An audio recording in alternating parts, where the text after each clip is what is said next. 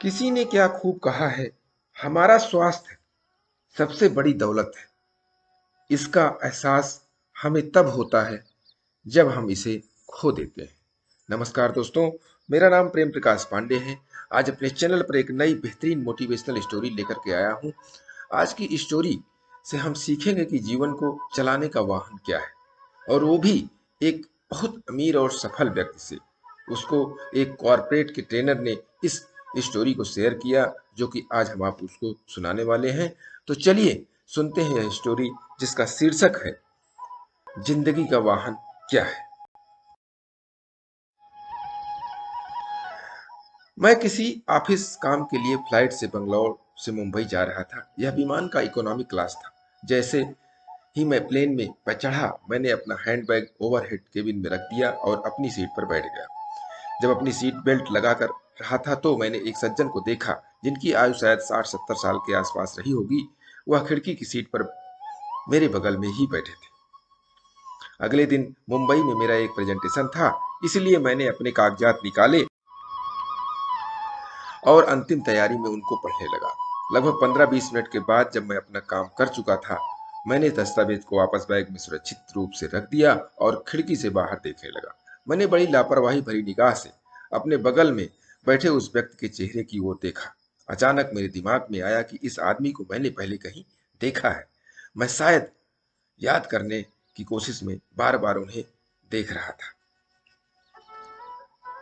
वह वृद्ध थे और उनकी आंखों के नीचे और माथे पर झुर्रियां थीं। उनके चश्मे साधारण फ्रेम वाले थे। उनका सूट एक साधारण गहरे भूरे रंग का था, जो बहुत प्रभावशाली नहीं लग रहा था। मैंने अपनी निगाहें उनके जूतों पर दौड़ाई। वह फॉर्मल जूतों की एक बहुत ही साधारण जोड़ी थी। वह अपने मेल का जवाब देने और अपने दस्तावेजों को देखने में व्यस्त लग रहे थे। अचानक उनको देखते हुए मेरे दिमाग में आया एक विचार कौंधा, और मैंने बातचीत शुरू करते हुए पूछा, क्या आप श्री नारायण मूर्ति हैं? उन्होंने मेरी ओर देखा और मुस्कुराकर उत्तर दिया, हाँ मैं हूँ। मैं चौंक पड़ा और कुछ समय के लिए अवाक रह गया। मुझे समझ नहीं आ रहा था कि उनसे आगे बातचीत कैसे जारी रखी जाए। मैंने उन्हें फिर से देखा, लेकिन इस बार सबसे बड़े भारतीय अरबपति होने की दृष्टि से, नारायण मूर्ति। उनके जूते, सूट, टाई और चश्मा सब कुछ बहुत ही साधारण था, और मजेदार तथ्य यह था कि इस व्यक्ति की संपत्ति $2.3 मिलियन थी, और उन्होंने इंफोसिस की सह स्थापना यानी कि उसके को फाउंडर है। मेरी हमेशा से बहुत अमीर बनने की इच्छा थी, ताकि मैं इस दुनिया की सारी विलासिता का उपभोग कर सकूं और बिजनेस क्लास की यात्रा कर सकूं। और मेरे बगल वाला यह आदमी, जो पूरी एयरलाइंस खरीद सकता था, मेरे जैसे मध्यम वर्ग के लोग के साथ इकोनॉमिक क्लास में यात्रा कर रहा था। मैं खुद को रोक नहीं पाया और पूछा, आप इकोनॉमिक क्लास में यात्रा कर रहे हैं, न कि बिजनेस क्लास में? क्या बिजनेस क्लास के लोग जल्दी पहुंच जाते हैं? उन्होंने मुस्कुराते हुए जवाब दिया, खैर यह एक विचित्र प्रतिक्रिया थी और बहुत मायने भी रखती थी। और फिर मैंने अपना परिचय दिया और बातचीत आगे बढ़ाई। नमस्कार सर, मैं एक कॉर्पोरेट ट्रेनर हूँ और मैं पूरे भारत में कई भारतीय बहुराष्ट्रीय कंपनियों के साथ काम करता हूँ। उन्होंने अपना फोन दूर रखा और बहुत ध्यान से मेरी बात सुनने लगे। उस 2 घंटे की यात्रा के दौरान हमने कई सवालों का आदान प्रदान किया। हर सवाल के साथ बातचीत गहरी होती जा रही थी, और फिर एक ऐसा क्षण आया जिसने उस उड़ान के अनुभव को और भी यादगार बना दिया। मैंने सवाल, श्रीमान, आप इस दुनिया में इतने सारे लोगों के आदर्श हैं।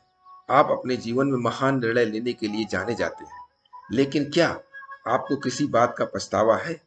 यह सुनते ही उनका चेहरा कुछ उदास सा हो गया। उन्होंने कुछ देर सोचा और उत्तर दिया, कभी कभी मेरे घुटने में दर्द होता है। मुझे लगता है कि मुझे अपने शरीर का बेहतर ख्याल रखना चाहिए था। जब मैं जवान था, मैं काम में इतना व्यस्त था कि मुझे अपने शरीर का अपना ख्याल रखने का समय नहीं मिला, और अब आज जब मुझे काम करना है तो मैं नहीं कर सकता। मेरा शरीर उसकी अनुमति नहीं देता। आप युवा हैं, स्मार्ट हैं और महत्वाकांक्षी हैं। मैंने जो गलती की है उसे मत दोहराओ। अपने शरीर की उचित देखभाल करो और ठीक से आराम करो। यह एकमात्र शरीर ही है जो आपको ईश्वर की नेमत के रूप में मिला है। उस दिन मैंने दो चीजें सीखी, एक जो उन्होंने मुझे बताई और दूसरी जो उन्होंने मुझे दिखाई। हम सभी भौतिक रूप से बेहतर करने की उम्मीद में अपना सारा जीवन व्यतीत कर देते हैं और इस आपाधापी में हमारा स्वास्थ्य उपेक्षित हो जाता है। हमारे शरीर की उपेक्षा करना मतलब हमारे शारीरिक और मानसिक स्वास्थ्य दोनों को नुकसान पहुंचाना। तो दोस्तों, जीवन में कोई भी विलासिता हमारी मदद नहीं करती है। जब हमारा शरीर पीड़ित होता है, वास्तव में जब शरीर सहयोग करना बंद कर देता है, तो सब कुछ अपने आप रुक जाता है। शरीर एक मात्र है जो हमें इस जीवन की यात्रा के वाहन के रूप में मिला है। बेहतर होगा कि हम इसे हल्के में न लें। दोस्तों, महात्मा बुद्ध जी ने कहा है, हमारा शरीर अनमोल है। यह इस यात्रा के लिए हमारा वाहन है।